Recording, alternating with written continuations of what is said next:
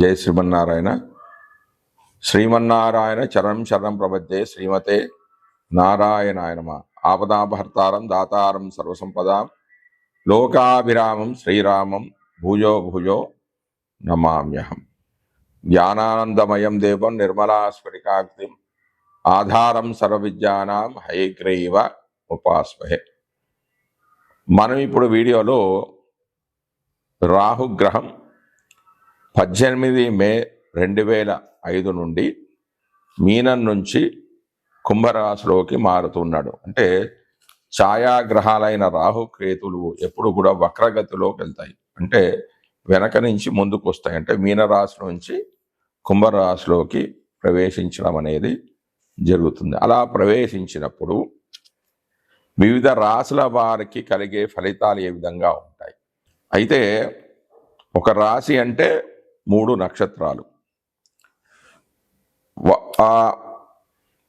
వారి జన్మ నక్షత్రం నుంచి ఆ నక్షత్రంలోకి ప్రవేశించినప్పుడు వారి ఫలితాలు ఏ విధంగా ఉంటాయి? ఇది మామూలుగా గోచార ఫలితాలు కాకుండా నేను చెప్పబోయే అన్నీ కూడా అంగ నక్షత్ర గోచారాలు. అంటే వారి జన్మ నక్షత్రం నుంచి రాహువు స్థితి చెందిన నక్షత్రంలోకి ప్రవేశించినప్పుడు ఒక్కొక్క శరీరాంగం మీద ప్రభావం అనేది చూపిస్తుంది. అంటే కొన్ని సందర్భాల్లో శుభ ఫలితాలు ఉంటాయి, కొన్ని సందర్భాల్లో అశుభ ఫలితాలు అనేవి ఉంటాయి. ఆ రాశిలో ఉన్న 3 నక్షత్రాల వారికి ఒకే రకమైన ఫలితాలు ఉండవు. అంటే ఉదాహరణకి అశ్విని నక్షత్రం వారికి శుభ ఫలితాలు ఉండొచ్చు, భరణి నక్షత్రం వారికి అశుభ ఫలితాలు ఉండొచ్చు, మళ్ళా కృతికా నక్షత్రం వారికి శుభ ఫలితాలు కానీ అశుభ ఫలితాలు కానీ ఉండొచ్చు.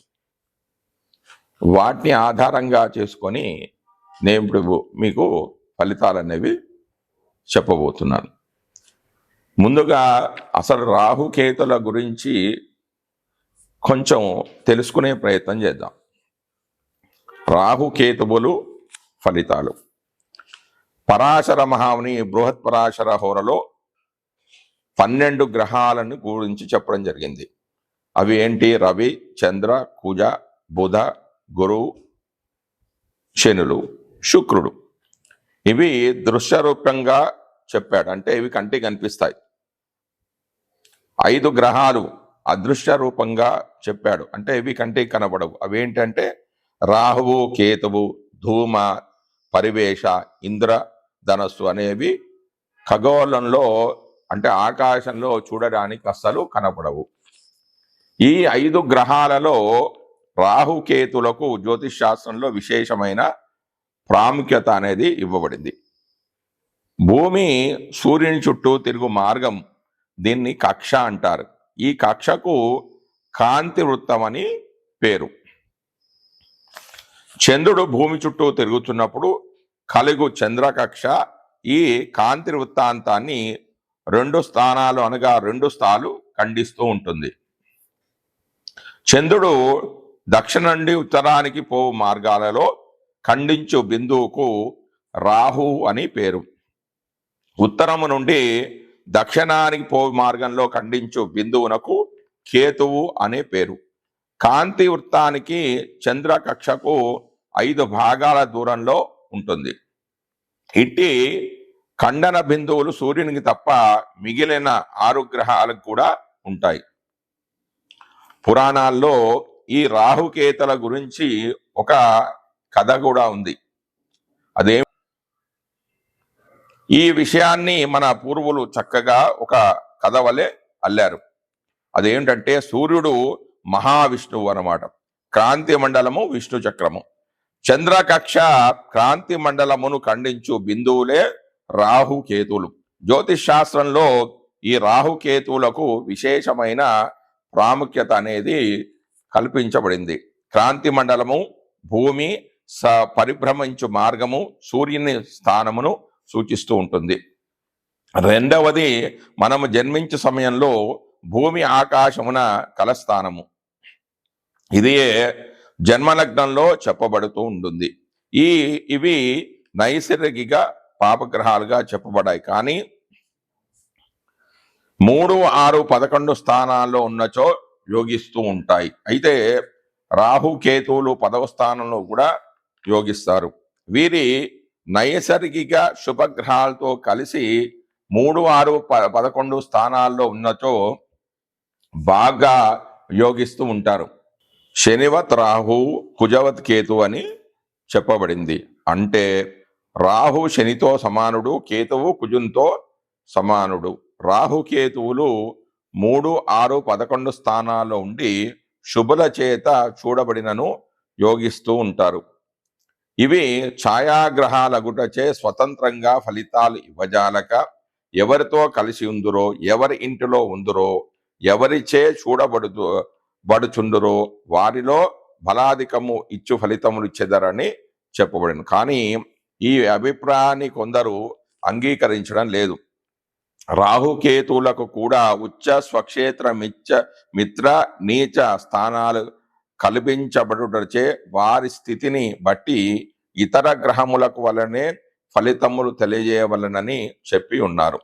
రాహుకేతువులు స్వతంత్రంగా యోగము ఇచ్చుట అనేది మనం అనుభవంలో కూడా చూస్తూ ఉన్నాం. రాహువు వ్యయంలో ఉన్నచో జాతకంలో పట్టిన ఇతర యోగములను కూడా బలహీనము చేయుచున్నాడు. కేతువు తృతీయంలో ఉన్నచో బాగా యోగిస్తున్నాడు. కేతువు తృతీయమునందే కాకుండా 12వ పుత్రుడైన బుధుని స్వక్షేత్రములైన కన్య రాహువునకు కూడా స్వక్షేత్రము అగుతూ ఉంది. కేతువు ఎల్లప్పుడూ కూడా రాహువునకు సప్తమంలో ఉంటాడు కనుక వృశ్చికము కేతువునకు ఉచ్చరాశి అగుతుంది. మీనం స్వక్షేత్రం అగుతూ ఉంటుంది. కేతువునకు మూల త్రికోణము మాత్రం ధనుసుగా చెప్పబడింది. రాహువు రాక్షసుని యొక్క తల, కేతు అంటే మొండం, అంటే తల రాహువు, మొండెము కేతువు. సుదర్శన చక్రముచే నరకబడినప్పుడు ఆ రాక్షసుని తల మొండము కొరకు కిందకు చూస్తుంది, అంటే తల కిందకు పడిపోయింది. చూచుట మొదలుపెట్టింది, అనగా భూమిపై చూచుట మొదలుపెట్టింది అనమాట. అందుచేత రాహువు భూలోక విషయాలపై ఆసక్తి కలవాడగుతూ ఉన్నాడు. కేతువు ఆ రాక్షుని యొక్క మొండము, అంటే మొండం గురించి పైన చూస్తున్నాడు. మొండము ఆగుటచే తన శిరస్సు ఏమయ్యను అని పైకి చూచడం మొదలుపెట్టాను, అనగా ఆకాశం వైపు చూచడం మొదలుపెట్టాను, అనగా మోక్షం కొరకు చూస్తూ ఉన్నాడు. ఆ విధంగా రాహుకేతులు వ్యతిరేక ఫలితాలకు కారకులయ్యారు. రాహు కేవలం స్వలాభ ఆపేక్ష పరుడు, భూలోకమున భోగాలను కోరుతూ ఉంటాడు. లోక విషయాలకై ఆసక్తి కలవాడు. కేతు కేవలం కూడా రాహు లోక విషయాలపై ఆసక్తి గలవాడు. కానీ కేతువు కేవలం ఆధ్యాత్మిక చింతన కలవడంటే భక్తి జ్ఞాన వైరాగ్యాలకు మాత్రమే ఈయన కారకుడు. స్వలాభం అనేది ఉండదు. ఉదార స్వభావము, త్యాగబుద్ధి కలవాడు. రాహు భోగం కొరకై అనేక మార్గాలుగా ధన సంపాదనకే చూస్తూ ఉంటాడు. అంటే భోగభాగ్యాలన్నీ అనుభవంలో ఉంటే తల్లికి కష్టము, మాతృసౌఖ్యం అనేది ఉండదు, విద్యాభంగం అనేది అవుతుంది. 5వ స్థానంలో ఉంటే సంతానం అనేది కలగదు, కలిగినా కూడా అది నిలవదు. 7వ స్థానంలో ఉన్న ద్వికలత్ర యోగము, అంతేకాకుండా కలత్ర మూలమున సౌఖ్యం అనేది ఉండదు, అంటే భార్య ద్వారా సుఖం అనేది ఉండదు. కలత్రంతో విరోధాలు ఏర్పడుతూ ఉంటాయి, అంటే భార్య భర్తలు ఎప్పుడు కూడా గొడవ పడుతూ ఉంటారు. 9వ స్థానంలో ఈ విధంగా ఉన్న పితృ సౌఖ్యము అనేది ఉండదు, అంటే తండ్రితో పడదు. పిత్రార్జితం కూడా ఉండదు, అంటే తండ్రి ద్వారా వచ్చే ఆస్తిపాస్తులు కూడా జాతకుడికి సంక్రమించదు. 10వ స్థానంలో ఉద్యోగ భంగము, ఉద్యోగంలో చికాకులు. రాహువు మేష, వృషభ, మిథున, కర్కాటకంలో ఉండి గురుంచే చూడబడుచున్నచో రాహు దశ బాగా యోగిస్తూ ఉంటుంది. అంటే ఆ పాపగ్రహాన్ని, ఏదైనా శుభగ్రహాన్ని వీక్షిస్తూ ఉంటే ఆ పాపత్వం అనేది తగ్గిపోయి శుభాలు అనేవి కలుగుతూ ఉంటాయి. అందుకే మనకు ఇప్పుడు ప్రస్తుతం అదే జరుగుతూ ఉంది. అదేంటంటే మిథునంలో ఉన్న గురుడు కుంభంలో ఉన్న రాహును చూస్తున్నాడు, అంటే నవమ దృష్టి చేత చూస్తున్నాడు. కొన్ని కుజుడికి, శనికి గురువుకి కొన్ని ప్రత్యేకమైన దృష్టులు అనేవి ఇచ్చాడు. ముఖ్యంగా సంపూర్ణమైన శుభగ్రహం ఏదంటే గురువు. ఆ గురువు ఎవరిని చూస్తున్నాడు? రాహును చూస్తున్నాడు. నవమ దృష్టి చేత చూస్తున్నాడు. కాబట్టి ఇక్కడ 12 రాశుల వాళ్ళు గమనించాల్సిన విషయం ఏంటంటే, ఎవ్వరికి కూడా ఈ సంవత్సరము మీనరాశి నుంచి కుంభరాశిలోకి ప్రవేశించడం వల్ల ఎవరికి కూడా రాహుగ్రహం వల్ల, రాహు మారడం వల్ల ఎలాంటి చెడు అనేది ఎక్కువ జరుగుతుంది. చాలా తక్కువ జరుగుతుంది. అంటే కొన్ని నక్షత్రాల వారికే, ఆ కొన్ని రాశులలో కొన్ని నక్షత్రాల వారికే అశుభ ఫలితాలు అనేవి కలుగుతాయి. అది కూడా కొంతమే జరుగుతాయి, కొంతకాలమే ఉంటాయి, ఒక నెల 2 నెలలే ఉంటాయి. ఎందుకంటే శుభగ్రహమైన రాహువు నవమ దృష్టి చేత గురువు రాహువును చూస్తున్నాడు. కాబట్టి ఆయన అశుభ ఫలితాలు ఇవ్వకుండా కొన్ని శుభ ఫలితాలు ఇస్తారంటే, కొన్ని మొండిగా కొన్ని ఆగిపోయిన పనులన్నీ జరుగుతాయి, కొన్ని ప్రయత్నాలన్నీ కూడా జరుగుతాయి. రాహువు మీనరాశిలోంచి కుంభరాశిలోనికి ప్రవేశించినప్పుడు వృషభ రాశి వారి యొక్క గోచార ఫలితాలు అనేవి తెలుసుకుందాం. అంటే వృషభ రాశి వారికి రాహు గోచారిత్య దశమ భావంలో సంచరిస్తున్నాడు. అసలు దశమ భావంలో ఏమేమి ఉన్నాయి?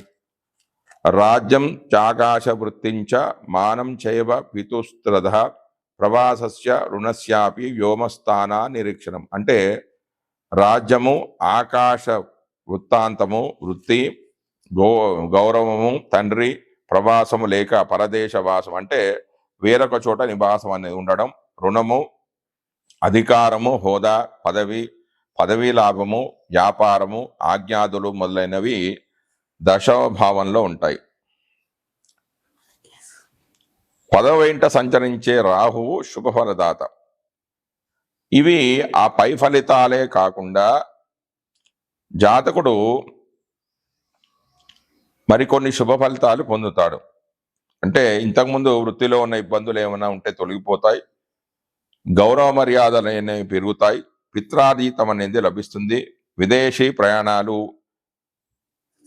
ఉంటాయి, స్థాన మార్పులు చోటు చేసుకుంటాయి, రుణాలు అనేవి తగ్గిపోతాయి, వ్యాపారంలో మెరుగైన ఫలితాలు కనిపిస్తాయి, విద్యా విషయంలో అభివృద్ధి అనేది కనిపిస్తుంది, విదేశాల్లో పెట్టుబడులు పెట్టిన వారికి లాభసాటిగా ఉంటుంది, నూతన వస్త్రములను, వివిధ ఆభరణాలను, అలంకార సామాగ్రిని కొనుగోలు చేస్తారు, కృషితో పట్టుదలతో అనుకున్నవి సాధిస్తారు. వృషభ రాశిలోని కృతికా నక్షత్ర జాతకులకు రాహువు అంగగోచారం ప్రకారం శిరస్సు పైన సంచరించడం వల్ల సంతోషం అనేది కలుగుతుంటే శుభాలే కలుగుతాయి. రోహిణీ నక్షత్ర జాతకులకు రాహువు 18 మే 2025 నుంచి 22 నవంబర్ 2025 వరకు పూర్వభాద్ర నక్షత్రంలోను, అటుపరి నవంబర్ 18 మే 2025 నుంచి 22 నవంబర్ 2025 వరకు పూర్వభద్ర నక్షత్రంలోను, 23 నవంబర్ 2025 నుంచి ఆగస్టు 1, 2026 వరకు శతభిష నక్షత్రంలోను సంచరించడం వల్ల, అంటే అంగగోచారం ద్వారా శిరస్సు పైన సంచరించడం వల్ల సంతోషం అనేది కలుగుతుంది. తర్వాత 2 ఆగస్టు 2026 నుంచి డిసెంబర్ 4 వరకు ధనిష్ట నక్షత్రంలో సంచరించడం వల్ల, అంటే అంగగోచారం ప్రకారం ఉదరంపై సంచరించడం వల్ల రతికేరి అంటే కామవాంఛలు అనేవి సిద్ధింపజేసుకుంటూ ఉంటారు అని అనుకోవచ్చు. తర్వాత మృగశిర నక్షత్ర జాతకులు 18 మే 2025 నుంచి 22 నవంబర్ 2025 వరకు శిరస్సు పైన సంచరించడం వల్ల సంతోషము, దాని తర్వాత కూడా శుభ ఫలితాలు అనేవి కలుగుతూ ఉంటాయి. అంటే మొత్తం మీదే ఈ వృషభ రాశి జాతకులకు రాహు యొక్క సంచారం వల్ల శుభ ఫలితాలే కలిగే అవకాశం అనేది ఉంది. జై శ్రీమన్నారాయణ.